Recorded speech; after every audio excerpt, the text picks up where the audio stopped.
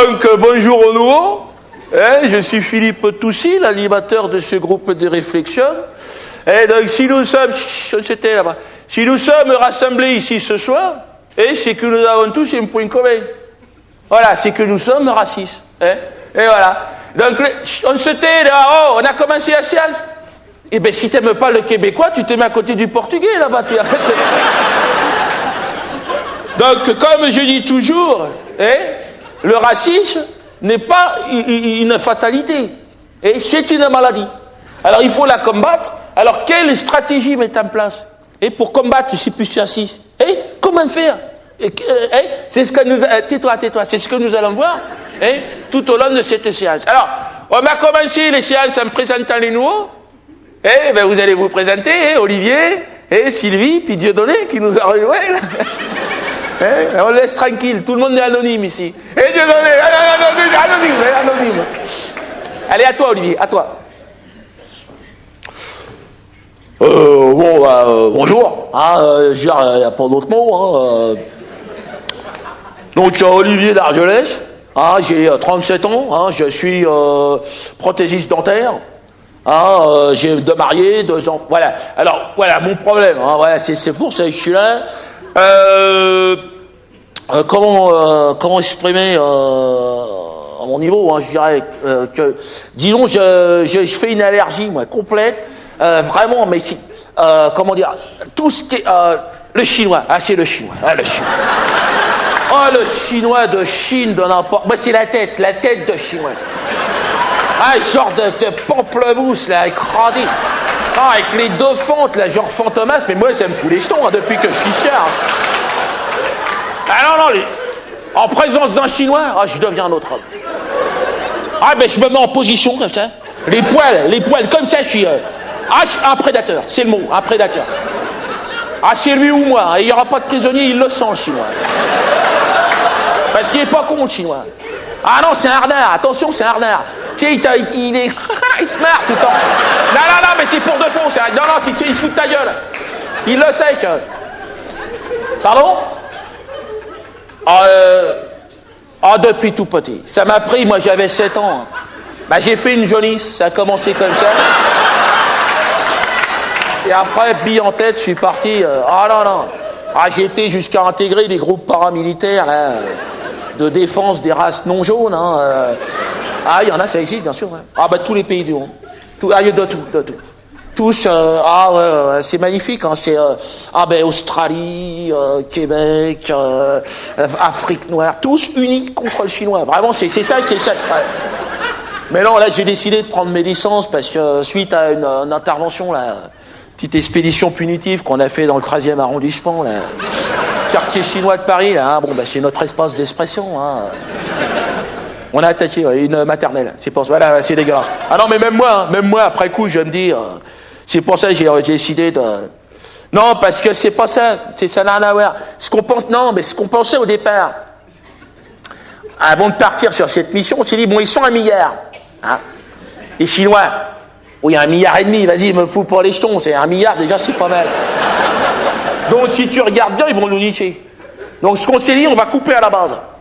On ferme le robinet à la source, pour que ça ne se propage pas dans la France. Voilà, mais le problème, c'est que ça vient d'ailleurs. C'est ça. Non, mais moi, je décroche, là. J'ai décidé de passer à autre chose. Parce que quand je vois cette bouffe la vie, à un moment donné... je fais des rechutes, évidemment. La semaine dernière, c'était le nouvel an chinois. 100 000 Chinois dans la rue, il y a un copain qui m'appelle, là c'est le strike, il y a qu'à se baisser. Donc, non, mais moi je vais arrêter. Voilà, maintenant place aux jeunes, j'ai envie de passer le relais. Non, mais c'était là, je crois que c'est intéressant. Je crois que tu sais, c'est bouleversant, et en même temps, crois-moi, tu n'es pas tout seul. David, oui, qui ici n'a pas défenestré, n'a pas massacré une race hostile? Alors... Non, mais on reviendra sur les cas particuliers après. On va passer à Sylvie, qui est toute timide. Allez, Sylvie. Je m'appelle Sylvie Platinos. Voilà, j'ai 48 ans. Je suis infirmière spécialisée en gérontologie. Gérontologie, c'est pas personne âgée. Je suis catholique pratiquante. Vous savez, J'ai prié Dieu chaque jour. Je n'en peux plus. Ah, je suis dépressée. Ah, je ne mange plus, je ne me nourris plus, j'ai perdu 17 kilos en 3 jours. Donc, disons que, non, je me sens envoûtée par une force incontrôlable. Une répulsion viscérale envers les Noirs. Les Noirs.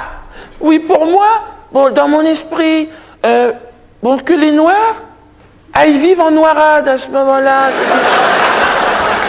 Ou en bambouli, voilà. Mais pas... Ah, ils me font peur, ils me font peur. Je sors de chez moi, ils me font peur. Mais il y en a partout, dans le métro, ils étaient tous de sous terre, on ne sait pas d'où ils viennent. Ce qui m'a décidé à venir, disons que ce qui m'a décidé, c'est que le nouveau curé de la paroisse est un Noir. Donc Dieu m'a laissé tomber, je dirais. Pardon? À l'hôpital, dans mon travail. Oh ben non, je suis dans un milieu professionnel qui est infesté de Noirs. Le milieu hospitalier, donc... moi, il n'y avait qu'un professeur, il n'y avait qu'un blanc, c'était le professeur Blumenthal, qui connaissait mon problème de négrophobie. Il m'avait mis de côté. Ah, il me faisait des piqûres, toute la journée, des piqûres. Ah oui, je voyais tout vert. Oui, tout le monde était vert, donc ça allait, je pouvais encore... Mais là, il a été remplacé récemment, et je vous le donne en mille. Un malgache. Non, c'est pas noir, si, mais il y a du noir dedans. Ah oui, dans le malgache. Oui, du chinois, il y a de tout dans le malgache. Oui, c'est pour ça les gens les détestent. S'il m'est arrivé d'avoir des patients noirs, beaucoup. Ah, je les euthanasie tout de suite. Ah oui, monsieur, moi je ne le supporterai pas. Avec mes collègues, je ne peux pas communiquer. Ils viennent des dom-toms, pour la plupart, antillais, oui. Ah, toute la journée, ils parlent, je ne comprends rien. Puis ils dansent toute la journée. Je n'en peux plus. Je suis fatiguée. Oh non. Puis le pire aujourd'hui, c'est que je commence à avoir des répercussions physiques. C'est-à-dire, je ne sens plus. Ils ont grillé tous mes sinus, à cause des odeurs toxiques qu'ils émanent. Ah mon Dieu, ah, une odeur! Oh, ce n'est plus une odeur, ça s'accroche. Des bains, 3 douches, ça ne part pas. Même les vêtements, ah, je les jette. Je les jette. Ah non, mais même à 1000 degrés, ça ne part pas. Donc voilà, j'ai donc été hospitalisé, comme je vous le disais, dimanche, voilà, suite à la messe, suite au choc que j'ai reçu. En découvrant le nouveau curé, venu du Gabon, le père Nestor Mbilou. Mbilou, oui, Mbilou, j'aurais dû me douter quand même. Mbilou, bon. Et moi, je faisais ma messe. Jésus-Marie. Et à un moment donné, j'entends, bonjour ma fille. Je dis, tiens, c'est bizarre, une voix comme ça. Je me retourne. Un noir énorme, une tête énorme. On aurait dit un singe bonobo. J'ai dit, mais qu'est-ce que tu fais là, bonobo? Enfin, c'est qui? Va-t'en! Ah oui, mais j'ai donné un coup de pied, bonobo. Non, et là, il m'a regardé, il dit, non, je ne suis pas bonobo. Je suis le père Mbilou, il m'a dit. Ah, arrêt cardiaque. Le cœur n'a pas résisté. Ah non, je suis tombé dans un coma profond. Très, très profond. Ah, le plus profond possible, je voulais mourir. Je me souviens.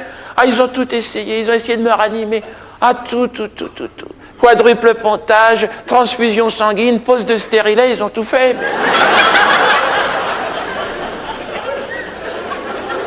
Voilà, je ne voulais pas. Je voulais mourir. Voilà, j'étais dans un long tunnel, avec de la lumière au bout. Je marchais, derrière moi, il y avait le bonobo qui courait.